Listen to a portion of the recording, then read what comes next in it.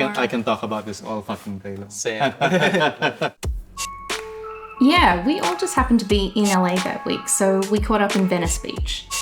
Gabby and Luke are just so similar in how they think about Web3 gaming, you know? Like how they both put community at the heart of everything they do. Or how they're both completely obsessed with growth, provided it's sustainable, of course. Or how they're both totally adamant that play to earn can work as long as it's executed properly. Luke is the founder of the Web3 game Pixels, and Gabby co-founded Guild Games.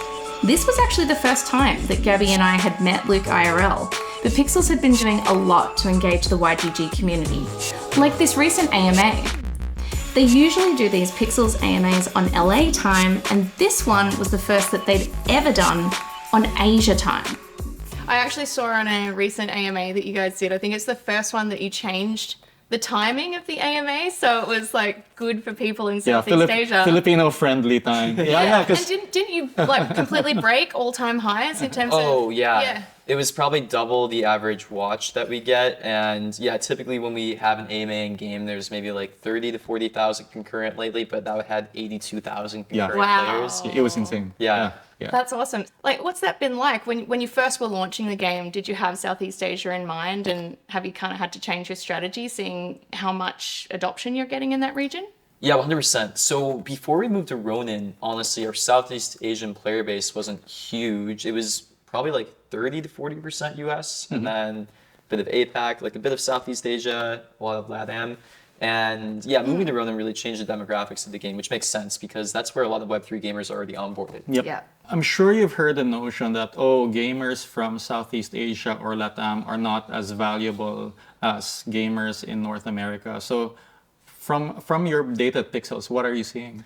Yeah, it's funny because we still see pretty great spend from players in Southeast Asia. Their motivations sometimes are different, right? But if they like the game, they're willing to spend is what we've seen. We actually haven't seen like super low LTV per user. And I mean, yeah, Pixels is monetizing like pretty well, even before we moved into the token incentive, if I can say. Yeah, because I think before then, like particularly in the Philippines, everyone was really into the remittance use case. It was like, oh, how do we make it faster and cheaper for overseas Filipino workers to send money home? But I hear this again and again with a lot of Web3 gaming founders. They're like, all these financial use cases were so boring. Yeah, I just found remittances really boring and like, they're charging 6%, we'll charge 1% or less instead. But then it turned out that even at the height of Axie, it was games earning SLP that allowed people to send money back home to their family, but it wasn't via currency. It was from actually in-game currency, in-game assets. Yeah, at one point, Axie's in-game currency was so widely earned and used that merchants in the Philippines were accepting it as payments for all sorts of goods and services. So when it was announced at the YGG Web3 Games Summit that Pixels had more than 100,000 daily active users, the majority of them from the Philippines, this was a pretty important milestone because it made Pixels the first game on the Ronin blockchain to count those sort of numbers since Axie. Luke said it was his prior experience designing virtual meeting spaces that got him so focused on enticing players to come back day after day after day. Yeah, so Pixels was a really different product before it became Pixels, but not that different at the end of the day too. It wasn't a game though. During COVID, I built this company, it was called Mesh, and we were doing virtual spaces and online events.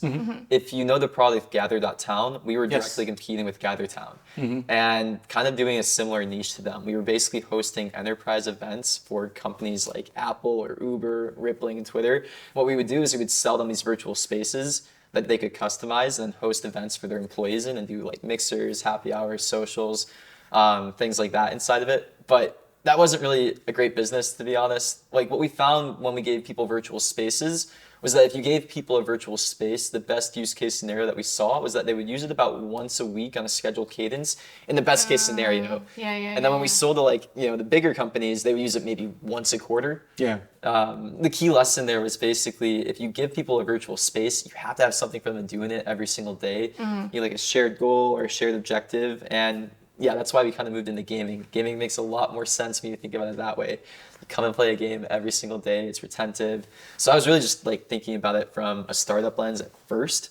I think I keep hearing people say the social element as well, and I just want to bring that up because I heard you say like so many times the games that you loved growing up always had that social element. Like, do you think that's part of the success as well? Yeah, 100%. There's two parts to it where there's a social element with us as the creators of the game that we really lean into, where we're really engaging with the community almost every single day, if at the bare minimum. Like every single hour almost. I'm on Twitter all the time talking to people. I'm in a Discord all the time talking to the people. The players of our game are actually active builders inside of the game too for that reason. And we've just formed a connection with the community that way. So there's this shared excitement about what we're building because these players actually do feel like a part of it because they actually are a part of it. And then we also really like to enforce social play inside of the game too. For example, you know, you have to come together to get energy at these energy parties that we host, and we make people come into the actual game in the same spot. We have this in-game sauna where you actually have to go to a sauna, you have to see all the other players. We think about social density in the game a lot because one of the issues that we saw in Web3 games at the beginning stages was you would come into a Web3 metaverse, and these metaverses are supposed to be huge and full of life. It's so empty, right? And they were A lot empty. of them are empty. Like crickets, tumbleweed going across. So yeah, that was a large part of the mindset early on. It's like, how do we make it so that even if there's only like 100 people online in the game, you see a bunch of other people in the same spaces. And now it's just kind of scaled in a different way too. Yeah, I mean, well, it seems to be working because you've just seen absolutely insane growth over the last few months, which has been so exciting, I think, for everyone in the Web3 gaming ecosystem because we've been kind of waiting for that breakout game. But a big part of that was the move, the migration from Polygon to Ronin. Can you talk us through what was the motivation behind that?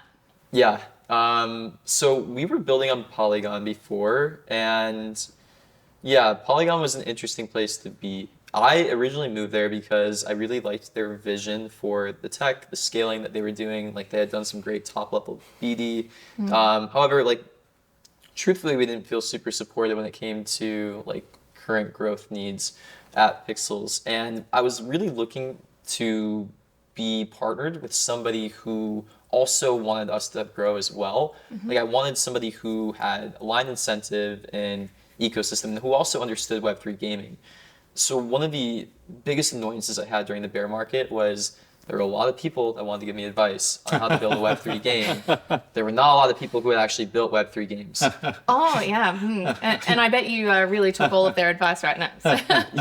Yeah. So the first time I talked to like the Sky Mavis team and the Ronin team, it was such a breath of fresh air, is what I can say, where I really started to understand the experience that they had gained from scaling Axie Infinity and all of the stuff that comes with it too.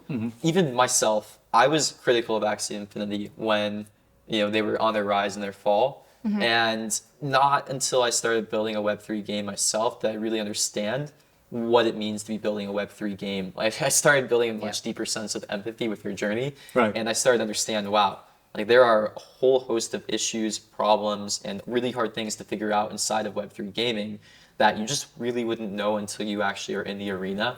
And I started to understand how valuable that experience that, Sky Mavis, Ronin, YGG, all the people who had actually been there before, how valuable that was to us. And I really wanted to partner with people who had done it. So yeah, it was actually me really aggressively reaching out to the Ronin team because I saw how valuable that could be for us. And there was this amazing aligned incentive there where, we want to help see Ronin grow. They want to help see us grow. And yeah, that was just missing from the previous partnership. Yeah. Well, congratulations. That's incredible metrics. What are some of the other things that you think have contributed to the growth? Because I think you just hit 1 million monthly active users, which is amazing. Obviously the migration was a big part of it, but what other things have you done that you think have really kind of kickstarted that growth? So the thing I'm most obsessed with is actually growth. If you ask me like where I'm directed at product and like where I'm going to spend most of my time, typically inside of the product, it's all of the growth engine aspect. And we had put out a lot of work into that before we had moved into Ronin actually. We actually had a decent amount of users in Polygon for the bear market. We were still one of the leading Web3 games, so DAU on Polygon, even though it was much less DAU at the time. Basically everybody was down in DAU during the middle of the bear market. But we had focused on essentially using incentives to grow the game. So even lifetime to date, Pixels has maybe only spent like $5,000 to $15,000 on user acquisition spend. Like half of that was on like a lawnmower. For user acquisition. Yeah. I thought I misheard him, but no. Heidi, Pixel's chief marketing officer, filled me in. Okay, Heidi, you gotta tell me, what is this fantastic lawnmower story? I think I can't really talk about it without talking about the culture that we set at Pixels, which is this is a farming game. It's a nostalgic, pixelated, almost childish feeling video game. You know, people are playing this game for an escape.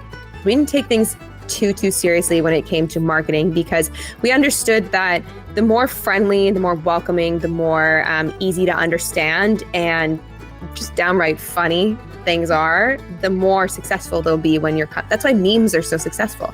This is kind of like a meme marketing campaign in a way, because it's like a joke. People look at it and they're like, wait, are you kidding me? Like you said, wait, did I hear you wrong? Like, nope, you're right. What we ended up giving away was a glorified lawnmower, like a really fancy lawnmower that we're like, it's like a, you know, a really low-key tractor or a really fancy lawnmower. I pulled the promo video from John Deere's website or something and like embedded it in our tweet and tweeted it out. And people were like, is this a joke? And we're like, no, we're dead serious. It was really funny. And like I said, it's kind of a testament to like how we were going about our marketing. We wanted to be fun and friendly and different. We're a video game.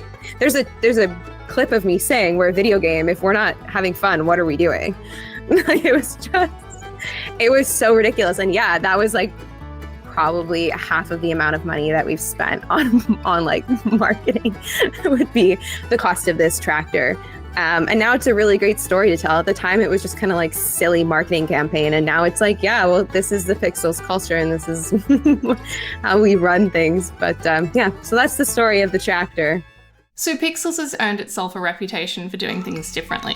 They also invented Play-to-airdrop, a rewards model that is now being used by pretty much every early stage Web3 game looking to kickstart their community and drive demand for their token.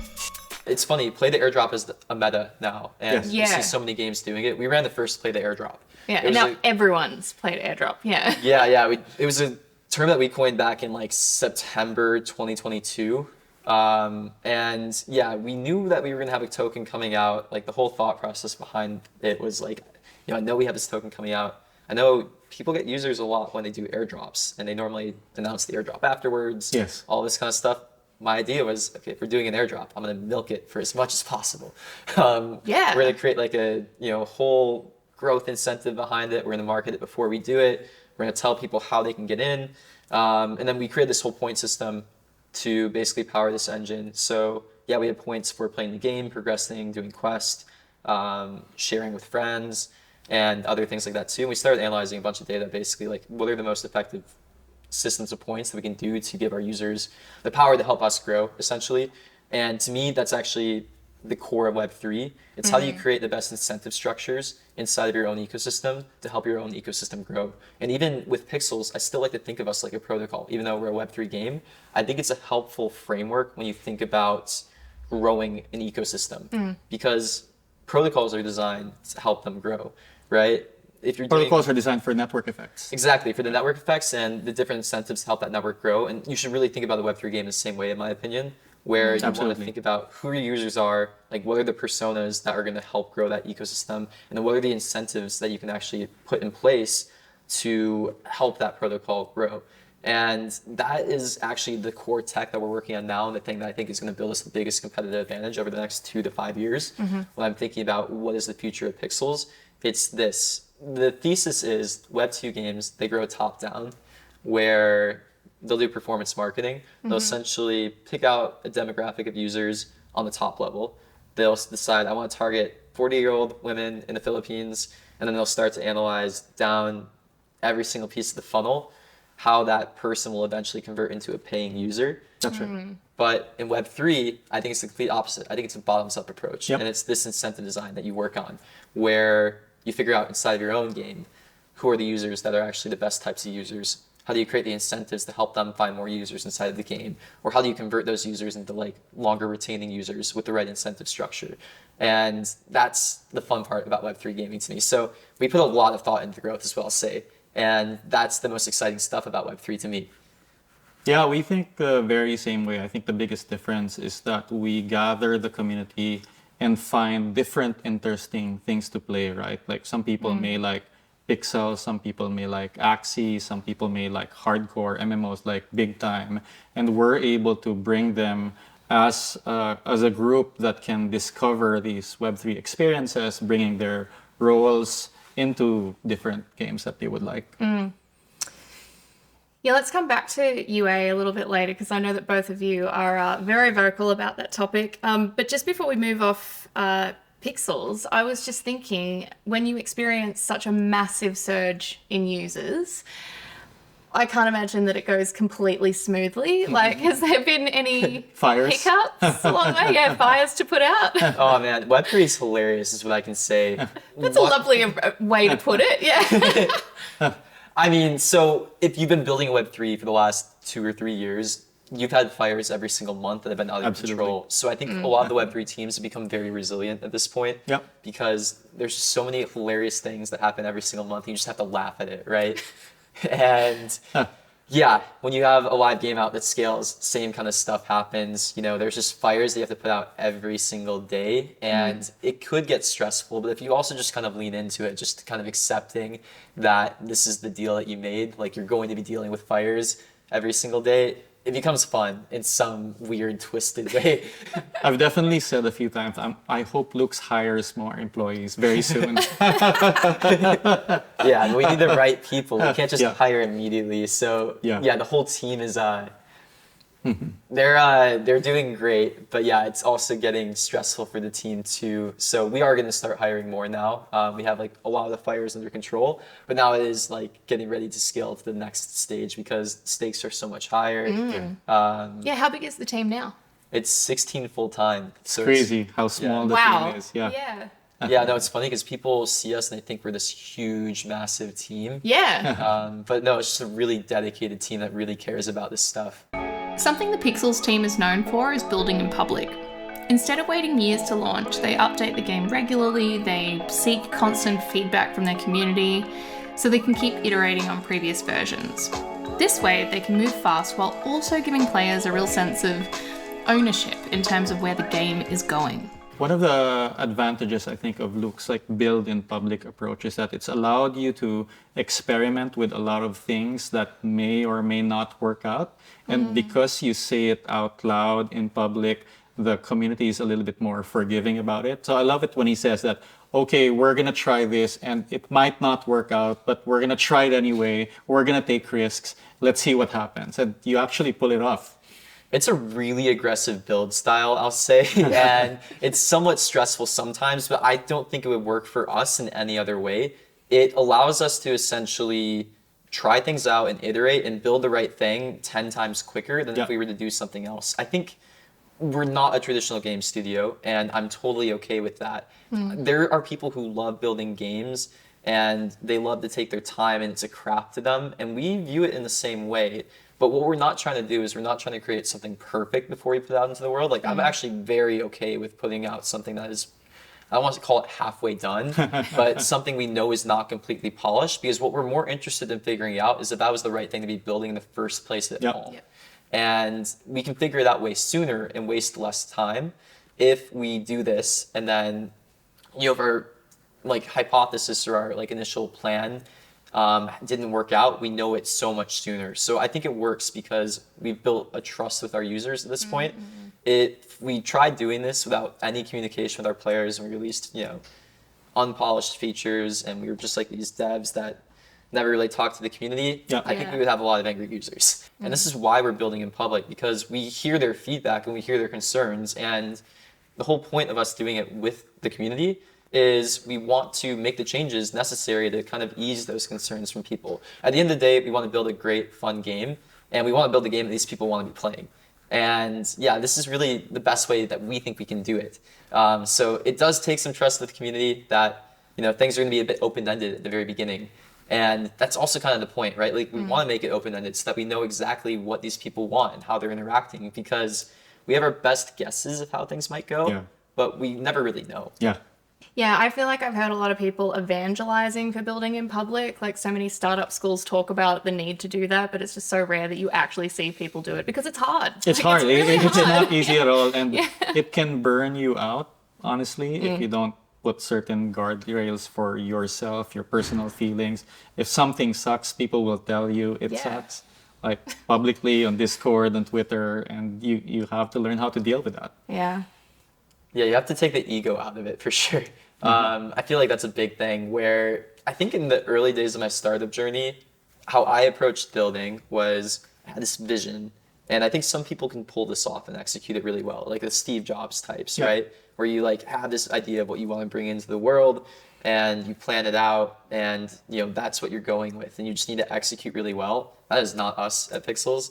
We have good ideas of what might work and might not work, but really what we want to do is we want to find out what people resonate with most Yeah. and then kind of bring that to life. One of the most interesting things to me that happened when there was this surge of growth during the second Play-to-airdrop campaign. So I think you scaled all the way to like 180,000 daily active users.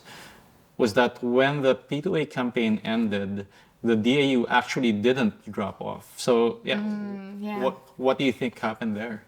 Yeah, so what we think about a lot is the user acquisition level, but then the retention level too. So growth is two parts. It's getting users, but it's also keeping them. Yep. If you can't keep the users, there's no point in growing. And we put a lot of work into those retention mechanisms, essentially. There's a couple things that help power that. Like, for example, Barry was a really strong retention mechanism when we had it in because, earnings are, actually a pretty important part of Web3 gaming and the retention incentive in the ecosystem as well too. And it's funny because for a long time I was talking to a lot of people inside of Web3 and they were just dismissing anything about earnings or play to earn, just like completely writing it off. It's such a powerful tool. I really always thought they were wrong.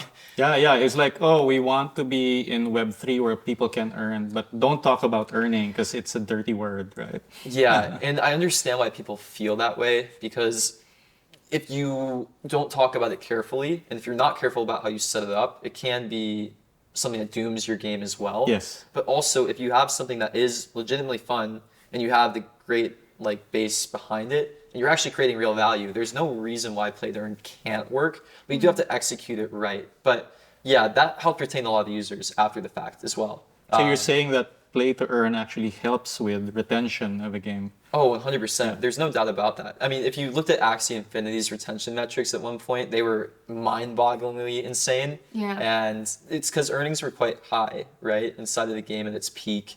But what we've been thinking about a lot is, what are the earnings per player that you need to retain a user, or at least boost the retention in the way that you want? And are there certain users that you can target that it's more effective with?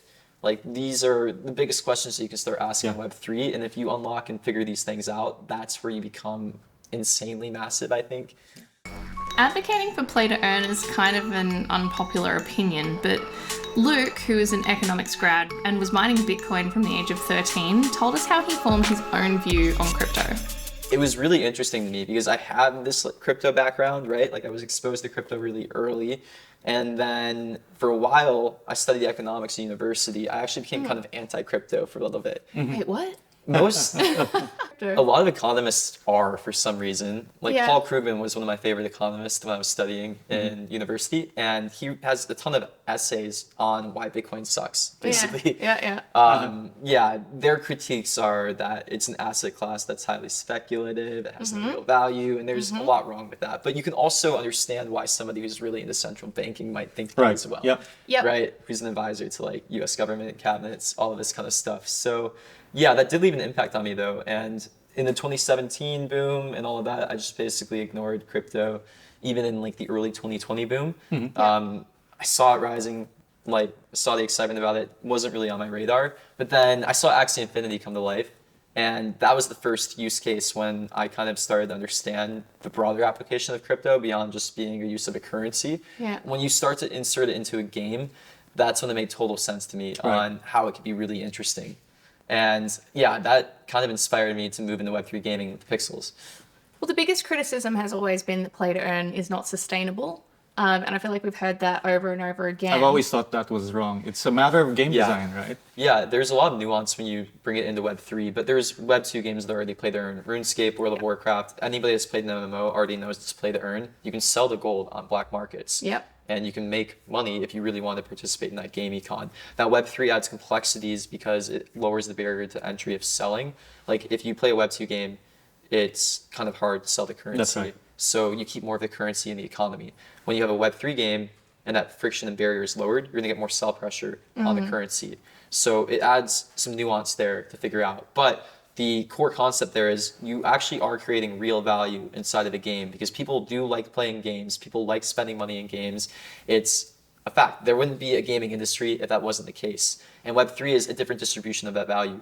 So instead of us taking all the profit inside of the game like a Web2 company would, what we really try to figure out is there a more efficient distribution of the value created inside of this game where we can maybe even skip some of the traditional spend that typical gaming companies do. Like, we don't spend money on ads. So that's actually Why give the money to Facebook, right? yeah, exactly. Like, is there a more efficient way than us making money than spending all that money on ads? Yep. Like, that's the big question, really. Yeah.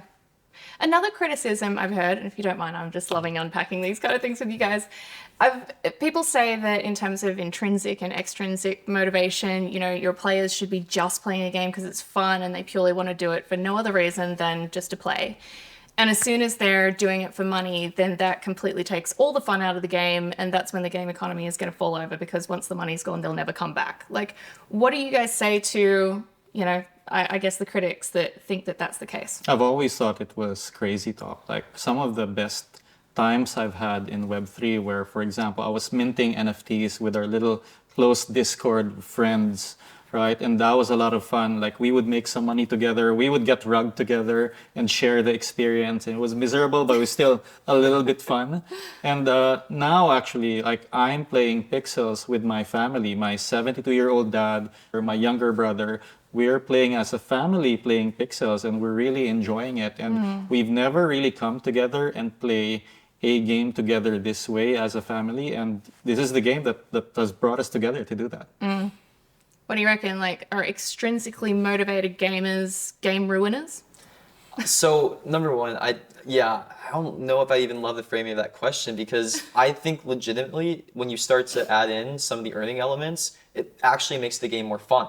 Yeah. Like, you have stakes inside of the game. I play fantasy football. I'm so much more engaged in my fantasy football leagues when there's money on the line there, and Yeah. it's more fun to me. I'm more engaged inside of that game. I'm more engaged with the players. I like watching the games more when I know there's like stakes to it. And in Pixels, when you have some of the earning mechanisms with the game, it's like, okay, decisions I make in the game actually matter a lot more to me now. And I'm more engaged with it for that reason. It's more fun to me for that reason too. It doesn't even necessarily need to be like huge earnings, but the fact that there's something there Yeah. makes every single decision you make matter more, which to me is more fun. Yeah, I You've got think. skin in the game. Yeah. Yeah. Yeah, I think putting some kind of earning or ownership elements actually increases the TAM of the game industry. Because now, if you look at where the game industry is, 200 billion, most of that is games for entertainment.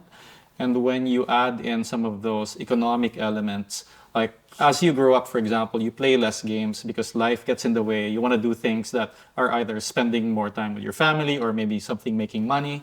And when I'm able to play a game and enjoy it with a bunch of people and also have the economic element where I can own the assets there, I think more people are going to want to do that than those that are just playing games purely for entertainment. I guess a different cohort would be VCs. I know you guys are constantly talking to investor networks. So what do you think has been the approach to play to earn there? And I guess you were just raising too. So I'd be interested to know how some of those conversations went when you were saying that you're actually a play to earn advocate. Like, Yeah. how'd that go down? No, it's funny because for the last 2 years, not many people actually believed in what we were doing at all. And it was actually really hard to find people who truly believed in like our team, what we were building, our thought process, our thesis.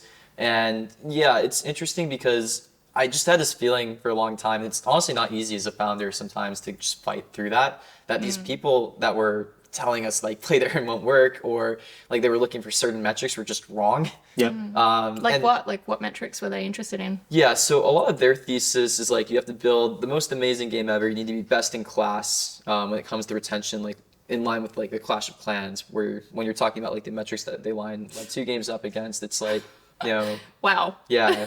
Before any a kind of high earning, benchmark. right? Yeah, exactly, before any kind of earnings. But I think if you're building with that model, you're really basing it off the Web 2 model. Like you need that day 28 retention without incentives in Clash of Clans, because you have to put in all this money into advertising to actually get money out of these users and like build a business. But Web 3 doesn't even work in the same way, where you don't spend on the same like user acquisition channels, you don't do any of this. So your incentive alignment, your incentive design can be totally different, and you shouldn't even be thinking about those traditional Web 2 gaming metrics in the same way. Like I think it's a good proxy for general value that you're creating inside of an ecosystem, because I think about real value inside of the ecosystem all the time. Like, okay, if somebody was going to pay for this game and these specific features, what they'd be paying, like what's the LTV out of this user? But then Web 2 or Web 3 game monetization looks different anyways.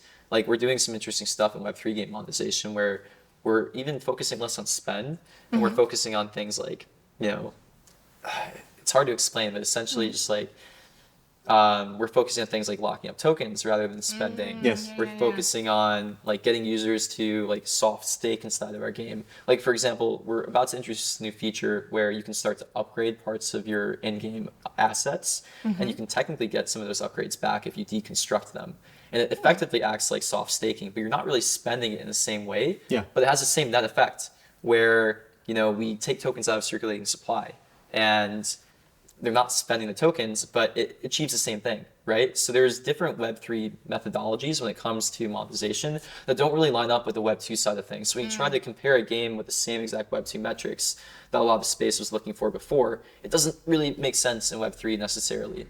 A big challenge for developers is that the usual tools and techniques for launching a game in Web 2 don't apply in Web 3.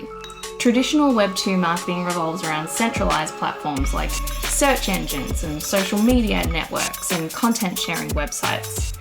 But Web 3 takes a decentralized, community-driven approach to reward the people that contribute to a platform's success.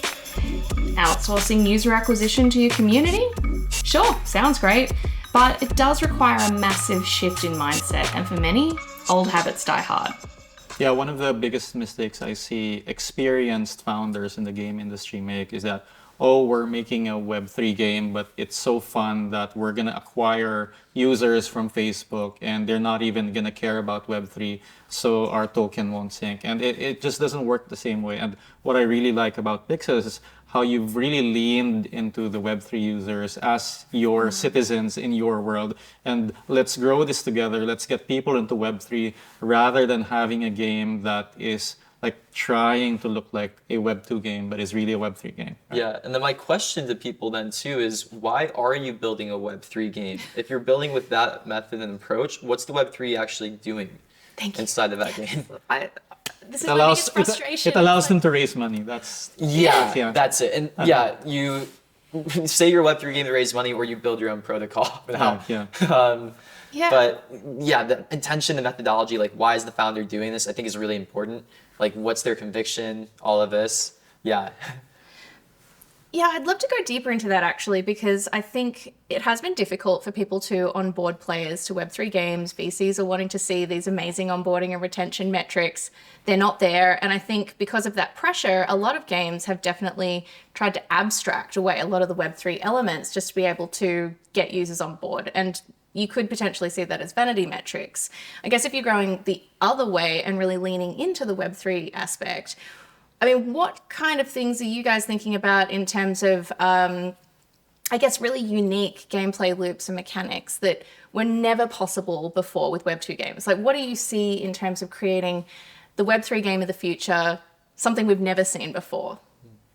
Yeah, I think about this a lot. One, I think Web 3 games actually have to look different when it comes to economy design and game design, or you have to be really intentional about it at the bare minimum. For example, when you start adding in incentives, you're going to get bad actors as well. I think that's part of the Web3 reputation problem that YGG is helping to solve. But then, I see it as like threefold, right? Like if you want to make this play to earn type of game work, I think there's a couple different options. Like one, I think there's going to be a use case in a set of games that decide they're going to look more like a Web 2 game. And if they want to offer incentives inside of their game, I really think they're going to have to do full KYC in order to actually make the game work. We didn't want to go in that direction. So then the other option, if you're going this direction, from my opinion, is you need to it's kind of threefold. You need to think about Web3 reputation. So you need to get a better understanding of your users. You need to filter for real users, because if you have a Web3 game with incentives, it's going to get attacked. So there's a reputation layer needed, and there's also a game design layer needed too, because the economics actually have to work in a different way as well, with this in mind, with the bad actors in mind, and with sustainable econ in mind as well too. So yeah, we've been approaching the Web3 game design from that perspective, and just order to make play to earn work differently. And then there's also interesting Web3 primitives that we've been finding that unlock new types of gameplay that didn't exist in Web2 as well, or at least are like 10x easier inside of Web3 than it is in Web2. Like interoperability is one of the biggest hooks inside of Pixels, where I think we've worked with over 100 NFT collections at this point. Wow. Where you can use a different NFT that we have nothing to do with. We didn't release them. We didn't launch them. And you can use it as an avatar inside of our game. And there's like 100 different, I think that's IPs. actually one of the biggest growth hacks that you've done that very few have gotten into. That when I saw the game, and I can use like dozens of different collections, now you're inviting other communities to join your community and be part of the community. And a lot of people are trying to create their own community. Oh, let me create a PFP collection. This is my community. But now you've enabled dozens of other communities to join Pixels, right? Yeah, no, it's an amazing growth loop too. And then we've been thinking a lot about how we scale that with like the other Web3 primitives too. So like guilds is actually a really good example of a Web3 primitive, where guilds exist in Web 2. I think guilds in Web 3 are actually a lot stronger. And we've started incorporating that inside of our gameplay as well, like working with YGG and other guilds as well. But that's the other interesting thing too. It's like guilds are kind of a next evolution of that, where it's not just this PFP community that has this personality to it, but it's a group of gamers actually. Yeah, like a group of gamers that's always been true, that people have wanted to play together ever since the first multiplayer games were released, maybe 20, 30 years back, right? And what guilds do is that it gives you a permanent set of people that you want to play with, but you're not necessarily playing one Web3 game. You maybe playing several. You may have different roles when you're doing it, and it's a lot more fun when you have that like consistent group of people that you want to do things with. And that's the very essence of a guild. I think people got hung up in, oh, is it the scholarship model? Like, what's the model going to work? But the truth that will always stay is that people are going to want to play together and do things together. YGG has always had the same vision: to help gamers get together and find opportunities in the open metaverse. And now YGG is transitioning to become a guild protocol, with a big focus on enabling guilds to build their on-chain reputation through earning soulbound tokens, or SBTs, which are non-transferable NFTs that recognize their achievements in-game as well as their contributions to the wider YGG community. I asked Gabby to explain a little bit more about what that actually means. So Axie kicked it off more than 3 years ago with what became the scholarship or the asset rental model. And the most interesting thing about that is that Axie didn't even come up with it. It was the community that came up with it, because community members that had a lot of Axies realized that they could trustlessly lend the assets to other people who could play the game and farm for SLP tokens, right? And the model has definitely changed. Now there's a lot more of a free-to-play element where you don't need to have assets to play games. And I think a lot of people thought that because of that, the guild model was dead. I think that couldn't be further from the truth, because people have always wanted to play together. And now that there's a free to play element, it means that you're reducing the barrier for more people to play. But what we're seeing as a model is that if you have assets that have value like NFTs, then you may be able to tap more into the earning component. But if you're someone who just wants to play the game and enjoy it, then there's a way for you to do that for free. And what about the reputation part? You just touched on that. Yeah, I think we think about this with Luke very much the same way. So we started down the path of soulbound tokens for reputation as achievements over 2 years ago, because we wanted community members to prove the the value that they had contributing to a certain community. So for example, if I was very helpful in Axie, now I could prove that I did these quests, that I was a moderator, that I was a content creator. So these weren't mostly on-chain actions. These are actually actions that were valuable to a community that were recorded on-chain. And now you're not just a wallet with, like a certain amount of money you've spent.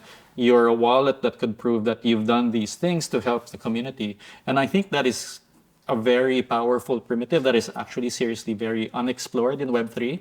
A lot of the Web3 primitives are around trading, just making money instantly. And reputation isn't about that. Reputation is about things that you do consistently over a long amount of time. And I think this is actually the key to unlocking the value of Web3. Sorry, I was just going to say that was like a really big problem with DeFi, I think. Like, there's plenty of like yield farmers, but it was really hard to identify who are the people who are actually contributing to my community, to my protocol. Yes. So you're kind of solving for that, I guess. Yeah, I mean, I think that's actually the biggest thing inside of Web3. So reputation to me, it's like internal and it's also external. So every game really needs an understanding of how their user base reacts inside of their game, but it's also such a shortcut if I can figure out more data on a user about how good of a player they are in other games when they come into my game, right? Because then I know if they've been playing other games inside of Web3 and they have like great reputation inside of those games, we can onboard them quicker, and we're probably more incentivized to onboard them quicker too. Like I want to give somebody who's played other games in my game more rewards way quicker because I think they're going to be a better user inside of our ecosystem. And that's kind of what we're doing internally too. That's like the hard work that the Pixels team is going to be working on over the next 2 years. It's essentially this targeting of reward distribution. We want to basically be able to identify the best users inside of our ecosystem and inside of other ecosystems and give them the most rewards inside of our game.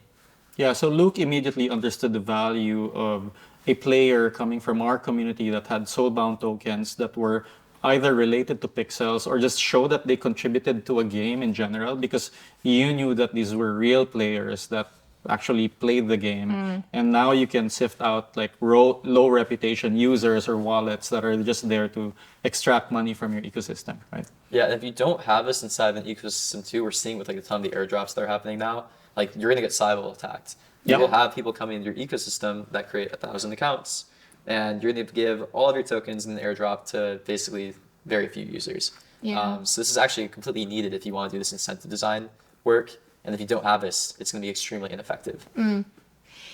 Yeah, let's talk about that a bit. Like, I'd love to understand how you both think about it, I guess, from a game's perspective and a guild's perspective around how do you create economic incentives that attract and retain the right kind of players?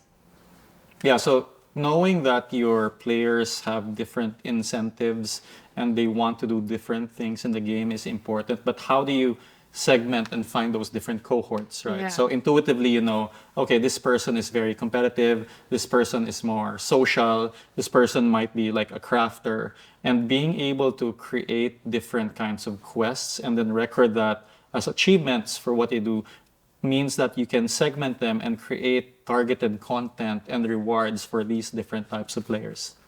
And yeah, in Pixels, we're trying to drill it down really, really granularly.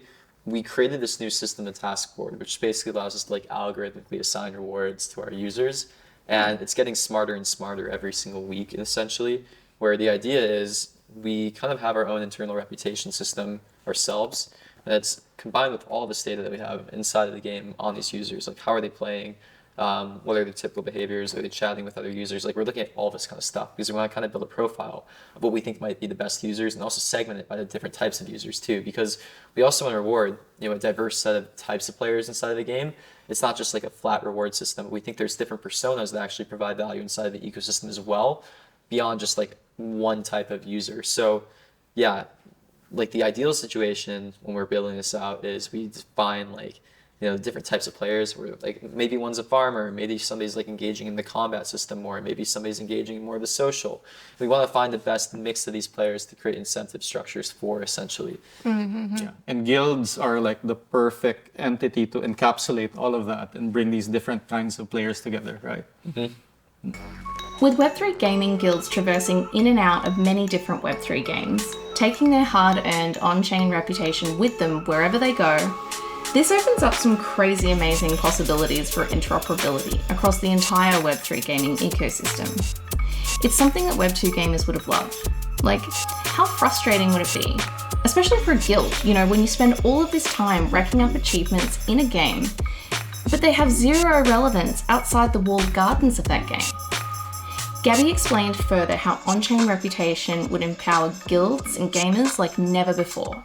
Yeah, the funny thing is about interoperability, this is something that we've been talking about since the start of NFTs, 2018.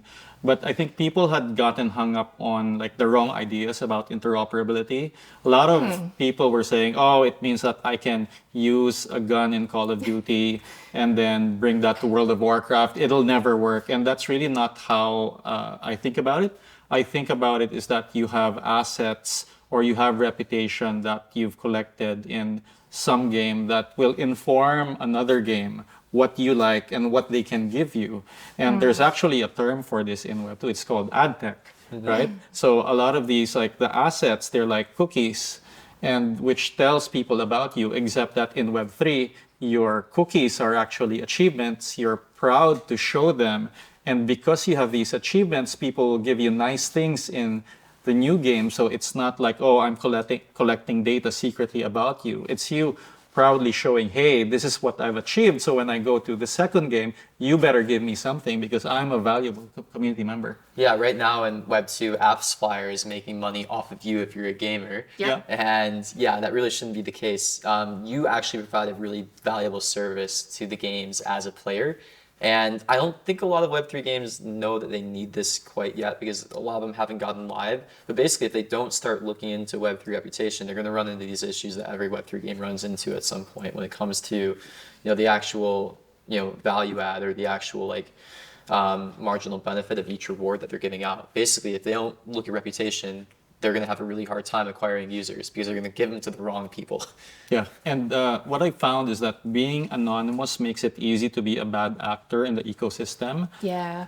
Being doxxed may make it a little bit better, but a lot of people in Web3 don't want to give up their real identity. I think what's more important than your real world identity is your reputation. And this is what enables. Like, I can have a reputation of contributing to an ecosystem that people know that I am trustworthy or I'm helpful with the community and I can get rewarded for it. And what's interesting is that when you put this kind of reputation into a social group, now there's social reinforcement for people to act a certain way, or the entire group may lose status, and that makes it even more interesting than individual reputation. Yeah, what's cool too is it's good for our players too if they start to build on-chain reputation because we know that Pixels players are very valuable users. And it's great if we start to have this understanding in our user base of okay, if you play Pixels, other games know you're a valuable user now. It's interesting shared network effect between all Web3 games that can start to form. When we get there, it's going to be valuable for us when there's other games that start to bring in Web3 reputation. I'm dying for that, to be honest, to have other games that we can start pulling reputation from. But in the short run too, if you're thinking about airdrops inside of Web3, you really probably should be targeting Pixels users for airdrops because Absolutely. they're engaged Web3 users. And if we start getting more of that reputation on chain for other people to see, it's going to be easier and easier for that to happen. Yeah, this has been an absolutely fantastic conversation. I just can't wait to see what's going to be happening for YGG and Pixels over the next year. So watch this space. All right. Yeah, no, I could go on for another couple of hours on Yeah, that. it's really fun.